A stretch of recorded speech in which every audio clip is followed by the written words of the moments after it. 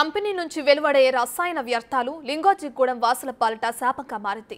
యాదాద్రి భువనగిరి జిల్లా చౌటుప్పల్ మండలం లింగోజిగూడెంలో దివీస్ ఫార్మాసిటీస్ కంపెనీ ఉంది. దీని నుంచి వచ్చే వ్యర్థాల వల్ల జల వాయు కాలుష్యం ఏర్పడి తీవ్ర ఇబ్బందులు ఎదుర్కొంటున్నామని స్థానికులు ఆందోళన వ్యక్తం చేస్తున్నారు.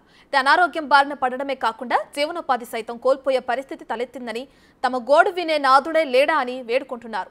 నిబంధనలకు తిలోదకాలు వదిలి ఇష్టానుసారం వ్యవహరిస్తున్న యాజమాన్యంపై చర్యలు తీసుకోవాలని దివీస్ బాధిత ప్రజలు డిమాండ్ చేస్తున్నారు. అసలు దివీస్ ఫార్మా కంపెనీ వద్ద ఏం జరుగుతుంది, బాధిత ప్రజలు ఏమనుకుంటున్నారు? దీనిపైనే వాళ్ళ బిగ్ టీవీ గ్రౌండ్ రిపోర్ట్.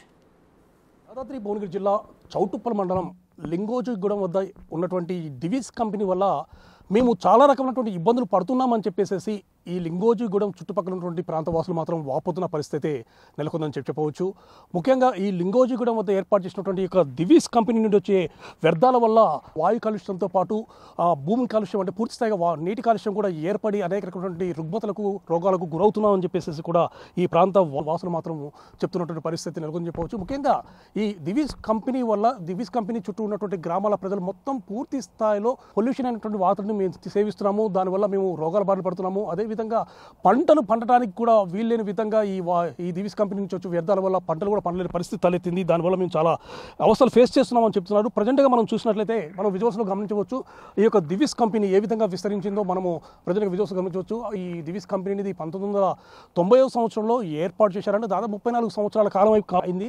34 సంవత్సరాలు ఈ యొక్క దివీస్ కంపెనీ ఏర్పాటు చేసిన తర్వాత మొదటగా వాళ్ళు ఇక్కడికి వచ్చేసేసి కేవలము ఎలాంటి పొల్యూషన్ లేకుండా అదేవిధంగా లోకల్గా ఉన్నటువంటి వ్యక్తులకు ఎవరైతే నిరుద్యోగులు ఉన్నారో వాళ్ళందరికీ కూడా ఉద్యోగ అవకాశాలు కల్పిస్తామని చెప్పేసి వారు చెప్పి ఇక్కడ కంపెనీని ఎస్టాబ్లిష్ చేశారు. సో ఆ సందర్భంలో మాకు ఇక్కడ ఉన్నటువంటి నిరుద్యోగ యువతకు ఉద్యోగాలు వస్తాయని చెప్పి మేము మొదటగా భావించడం జరిగింది.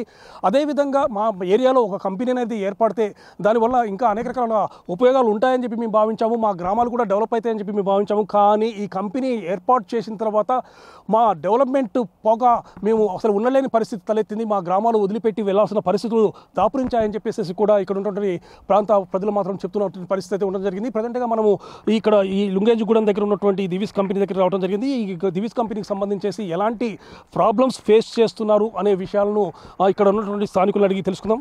చెప్పండి, ఇక దివీస్ కంపెనీ ఏర్పాటు చేసిన తర్వాత అంటే ఈ దివీస్ కంపెనీ వల్ల మీరు చాలా అనేక రకాలైనటువంటి ఇబ్బందులు పడుతున్నట్టు కూడా మాకు తెలియవస్తుంది.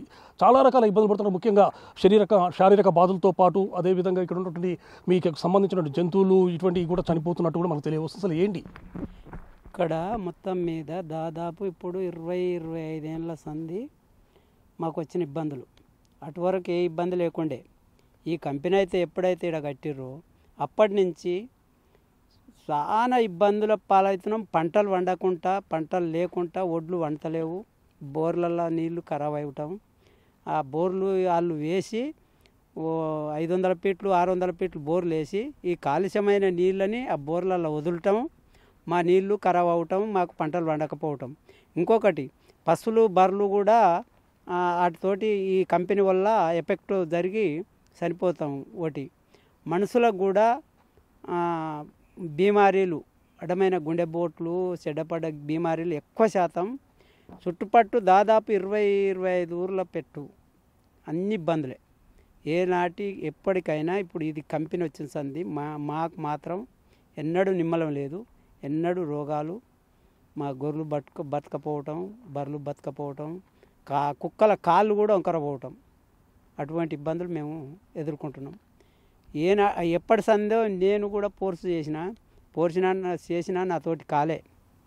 ఎప్పటి సంది ఏగుతూనే ఉన్నాం. ఇప్పటికీ మా ఫోన్ నెంబర్లు కూడా అలా ఉంటాయి. నేను పోయి అడిగితే ఏమన్నాడంటే నీ కావు, మా కంపెనీ కాదు ఎఫెక్టు, ఎక్కడిదో అది అని చెప్పిన ఇది సుధాకర్ సార్ ఆయన కూడా అన్నాడు. అంటే ఎక్కడివి కావు సార్, మీ నీళ్ళు మీ వల్లనే మాకు పంటలు వంతలేవు అని కూడా చెప్పినాం. చెప్తే మావి కావు, ఎవరివో కేసు వేసుకోపో అని మాట్లాడండి ఇదే సుధాకర్. అటువంటి ఇబ్బందులు పడుతున్నాం సార్ మేము. అంటే మీరు కాలుష్య నియంత్రణ మండలికి వెళ్ళేసి చెప్పారా మా పొలాలు మొత్తం అంటే మా దగ్గర ఉన్నటువంటి నీళ్ళు మొత్తం కూడా కాలుష్యమయమైపోతున్నాయి, ప్లస్ గాలిని పీల్చలేకపోతున్నాయి, ఇవన్నీ కూడా చెప్పారా? ఎవరికి? కాలుష్య నియంత్రణ మండలికి. కాలుష్యం నీళ్లు పంపించినాం, మిరాలగూడెం పంపించినాం, నల్గొండకు పంపించినాం, హైదరాబాద్ పంపించినాం. ఇంకా మా అగ్రికల్చర్ మేడం కూడా కొంచెం మరి ఆమె ఎక్కడ పంపించిందని నేను చూడలేదు, నాకు తెలియదు. కానీ వీళ్ళందరికీ పంపించినాం. నా సొంతంగా నేను మిరాలగూడెంలో పోయి పంపించి వచ్చిన, నల్గొండలో కూడా పంపించి వచ్చినాం, హైదరాబాద్లో కూడా పంపించి వచ్చినాం, అన్నీ పంపించినా కూడా ఏ ఫలితం లేదు మాకు. మీరు చెప్పండి, ఇక్కడ ఈ దివీస్ వల్ల మీరు చాలా ఇబ్బందులు పడుతున్నారు. దీన్ని వ్యతిరేకిస్తూ మీరు అనేక మందికి కూడా అర్జీలు పెట్టుకున్నట్లు కూడా తెలుస్తుంది. అంటే మీరు అర్జీలు పెట్టుకున్న తర్వాత కూడా ఎవరి నుంచి కూడా ఎలాంటి దీనికి సంబంధించి మేము దీన్ని నియంత్రిస్తాము, దీన్ని అరికడతాము, మిమ్మల్ని కాపాడుతామని ఎవరి దగ్గర నుంచి వచ్చింది? ఇప్పటి వరకు ఈ కాలుష్య బారి నుంచి పలుమార్లు కలెక్టర్కు, ఈ ప్రాంత ప్రజాప్రతినిధులకు దాదాపు చాలామందికి కంప్లైంట్ చేశాము. ఈ ప్రాంతంలో మేము బతికే పరిస్థితి లేదు, ఈ కంపెనీతో ఇప్పటికే చచ్చిపోతున్నట్టే. గతంలో కట్టిన కంపెనీ కన్నా ఈ కంపెనీ ఆంధ్ర అతంది, ఇక్కడ అతంది కాదు. ఇంకోటి, ఇది సిరిశైలం అడవులలో, నల్లమల అడవులలో, హైదరాబాదు కూతపెట్టు దూరంలో పచ్చటి పల్లెల్లో ఈ మహమ్మారి మోహరించి ఉన్నది. గతంలో ఉన్న కంపెనీతో చాలా ఇబ్బంది పడుతుండగా మళ్ళీ ఈ ఎక్స్పెన్షన్ చేసే కంపెనీ కాకినాడలో చేయాలని ప్లాన్ చేస్తే అక్కడి ప్రజలు, ప్రస్తుతం అక్కడ ఉన్న ప్రభుత్వం అనుమతులు ఇవ్వపోగా, ఇంకోటి గత టీఆర్ఎస్ ప్రభుత్వం ఇప్పుడు బీఆర్ఎస్ అయింది, అతను ఐటీ మంత్రి కేటీఆర్ గారు కానీ ఈయన దివీస్ ఆయన కొడుకు ఎండి కొడుకు క్లాస్మేట్స్ అని చెప్పి, లేకపోతే కేటీఆర్ ఇందులో వాటా ఉందని చెప్పి అలా పొలిటికల్స్ వాడుకుంటూ ఈ ప్రాంత ప్రజల్ని భయపెడుతూ ఇష్టానుసారంగా ఎక్స్పెన్షన్ చేసిరు. ఆంధ్రాలో రాని అనుమతులు ఇక్కడ వచ్చినాయి. ఇంకోటి, మొన్న పోయిన టీఆర్ఎస్ అండదండలు ఈ కంపెనీకి పుష్కలంగా ఉన్నాయి. ఈ ప్రాంతంలో సామాన్యుని పట్టించుకోరు, ఇక్కడ లోకల్ స్థానికులకు కొలువియ్యరు. ఏదైనా కొలువిచ్చారు అంటే గార్డెన్లో పనిచేయడం, ఊడవడం, తోడడం తప్పితే పనివ్వరు. ఇంకోటి, మీరు ఇక్కడి నుంచి వెళ్ళి చూడవచ్చు, ఎక్కడ చూసినా భూగర్భ జలాలు పూర్తిగా నాశనమైనాయి. ఈ ప్రాంతం పర్యావరణవేత్తలు కూడా వచ్చి కూడా పర్యవేక్షించారు. మానవుడు బతకడానికి 3 కావాలి, గాలి, నీరు, భూమి. ఈ 3 కూడా ఖరాబ్ అయినాయి. ఇప్పుడు మనం ఇంత ప్రాంతం తిరిగాం కదా సార్, ఎక్కడైనా పాము కానీ, ఎలుక కానీ, తొండ కానీ, బల్లి కానీ కనబడదా? లేదు. జీవులు జీవించే హక్కు కోల్పోయింది ఈ ప్రాంతంలో. ఇంకోటి, ఈ ప్రాంతంలో రైతులు తీవ్రంగా నష్టపోరు. ఏ రైతు కూడా ఎంతో కొంత నష్టపరిహారం ఇద్దానం లేదు. విచ్చలవిడిగా ఒక నియంతృత్తగా వాళ్ళు చేసి పొలిటాడు. మేము చిన్నతనంలో ఉన్నాం సార్, ఆ తూర్పు భాగాన ఉన్నాయి మా ల్యాండ్స్. వర్షం పడ్డప్పుడు వర్షం నీళ్ళతో పాటు ఎప్లెంట్ వాళ్ళు, ఇది ఎప్లెంటు భూమిలోకి ఇనికి ఏ విషతుల్యం అవుతుంది అనే విషయం మాకు కూడా తెలియదు కదా సార్. అది అట్లా చేస్తున్నారు. ఇప్పుడు మీరు చూడొచ్చు, ఇండియాలోనే ఇంత పెద్ద కెమికల్ కంపెనీ ఎక్కడ కనిపించదు, ఓన్లీ చౌటుప్పల్నే కనిపిస్తుంది. ఇంకోటి, చైనాలో నిషేధించిన డ్రగ్ చౌటుప్పల్లో తయారవుతుంది అనేది అక్కడ తయారు చేసుకుంటే 6 రూపాయలు, వాళ్ళు కొనుక్కుంటే 25 రూపాయలు అంట. అయినా అలాంటి వాటికి మన టీఆర్ఎస్ ప్రభుత్వం అండదండలతో, ఇంకోటి వాళ్ళకు ఉమ్మడి రాష్ట్రంలో ఉన్న కొంచెం ఇబ్బంది కలిగిందంట. కానీ మన స్వరాష్ట్రం వచ్చి తెలంగాణ వచ్చిన తర్వాత బ్రహ్మాండమైన ఇంప్లేషన్ ఉండి బ్రహ్మాండమైన అండదండలు ఉండే వాళ్ళకి ఇష్టానుసారంగా ఎక్స్ప్లెనేషన్ చేశారు సార్. దాదాపు 250 నుంచి 300 ఎకరాల కంపెనీ ఉంటుంది. మేము గతంలో సెజ్ కింద కూడా అప్లికేషన్ చేసి తీసాం. వాళ్ళకి సెజ్ ఉన్నది 52 హెక్టార్స్, అంటే 110 ఎకరాలకి వరకు వస్తుంది. ఆ కంపెనీ ఉన్నది ఇంచుమించు 300 ఎకరాలు ఉంటుంది. మొత్తం వర్షం వస్తే వర్షం వాటితో పాటు వదిలేయడం, గ్రౌండ్ బోర్లేసి గ్రౌండ్లో వదిలేయడం, టోటల్గా విషతుల్యం సార్. తూర్పు పక్కన తీసుకుంటే ఆరగూడెం అని ఉంటుంది, ఆరగూడెం, కాట్రేవు, గొల్లగూడెం, ఆ ఊర్లన్నీ బంగారు పంటలు పండాయి. ఇవాళ గాలి పత్తి తప్ప వేరే పద్ధతులు పశువులు చనిపోతున్నాయి సార్ ఆ విషపు లాగి. అది ఇక్కడ ఉన్న దుస్థితి చాలా తీవ్రంగా ఉంది. ఇప్పుడు మీరు ఇక్కడ ఉన్నారు, ఇటు గాలి వచ్చినప్పుడు ఇటు వస్తుంది గాలి, ఆ విషపు వాయులు, ఈ వాసన. ఇటు నుంచి గాలి పెడితే అటు వస్తుంది. అటు చుట్టుపక్కల ఒక 25-30 గ్రామాలు పూర్తిగా కాలుష్య బారిన పడ్డాయి. మీరు చెప్పండి, ఇక్కడ ఈ కంపెనీ స్థాపించి 34 సంవత్సరాలు అయింది. అంటే 34 సంవత్సరాల నుంచి మీరు చెప్తున్నారు ఏంది, ఈ కంపెనీ వల్ల మాకు చాలా ఇబ్బందులు తలెత్తుతున్నాయి, మా కంపెనీని ఎత్తివేయాలని చెప్పేసి చెప్పుకుంటూ పోతున్నారు. కానీ ఇంతవరకు కూడా ఎవరు కూడా దీనిపై చర్య తీసుకోలేదని చెప్తున్నారు. ఇటీవల కాలంలో మళ్ళీ కంపెనీని విస్తరిస్తున్నట్లు కూడా తెలుస్తుంది, వాస్తవం ఉందా? విస్తరించినారు సార్. ఇది మాది, అంటే నా పేరు వీరస్వామి, అరిగే వీరస్వామి, తంగడిపల్లి మాది. విస్తరించడం అంటే ఇంతకుముందుకు కాకినాడలో ఆంధ్రాలో కాకినాడలో స్థాపించే కంపెనీ తీసుకొచ్చి తెలంగాణలో అనుకూలంగా ఉందని చెప్పేసి తెలంగాణలో విస్తరించినారు. అప్పట్లో కూడా మేము విస్తరించొద్దని చెప్పేసి కలెక్టర్ గారికి కానీ, ఆర్డీఓ కానీ వీళ్ళందరికీ లెటర్లు ఇచ్చుకుంటా రాజకీయ నాయకులకు కూడా అందరికీ చెప్పుకుంటూ వెళ్ళిపోయినాము. అయినా కూడా అలాగే విస్తరించినారు, అలాగే పెద్దగా అయిపోయింది. ఇప్పటికీ అప్పట్లో ఉన్న 11 బ్లాక్లకే మేము చాలా ఇబ్బంది పడ్డాము. ఆ 11 బ్లాక్లల్లో మా దివీసు అతి దగ్గరలో మా పొలం ఉంది, ఒక 10 ఎకరాల దాకా మాకు పొలం ఉంది. ఆ పొలం కూడా 2 బోర్లు ఉన్నాయి. 2 బోర్లలో కూడా మొత్తం వాటరు కాలుష్యం అయిపోయినాయి, మొత్తం పూర్తిగా పనికి రాకుండా. మిర్యాలగూడలో నీకు ఆల్రెడీ వాటర్ షాంపులు చెక్ చేయించాను, ఈ బోరే ఊడిపోయాయని చెప్పేశారు. అయినా సరే మాకు ఎక్కడేం దిక్కు లేదు, మళ్ళీ జాబులు లేవు, ఏమి లేవు. మేము చేసేది వ్యవసాయం మీద ఆధారపడి ఉంటాం. దాదాపు నేను ఒక్కనే రైతును కాదు, దాదాపు ఒక 10-15 మంది రైతులు మొత్తం సేమ్ వాటర్ ఖరాబ్ అయ్యి పొలాలు వండక, వరి వండక, ఏది వండలేదు, పశువులు వాటర్ కూడా తాగవి. మొన్న రీసెంట్గా ఈ నీళ్ళు అంటే మీ దగ్గర ఉన్నటువంటి భూగర్భ జలాలు అసలు కలుషితం కావడానికి కారణం ఏంటి? కలుషితం కారణాలంటే వాళ్ళు ఇంతకుముందుకు నా బ్యాక్ సైడు అప్పుడు మేము చిన్నగా ఉన్నాము, పెద్ద పెద్ద మళ్ళు చేసి ఎఫ్లెండ్ మొత్తం అందులో వదిలిండు. అప్పుడు మాకు తెలియదు అసలు ఇదేందనేది తెలియదు. ఆ పెద్ద పెద్ద మళ్ళల్లో ఆడివేసి చూస్తే మట్టి బూడిదలాగా కనబడేది. అది ఆ బూడిదలాగా లోపలికి ఇనికి ఆ వాటర్ అనేది ఖరాబ్ అయింది. మాకు 8 ఏళ్ళ తర్వాత రిజల్ట్ మాకు కనబడ్డది.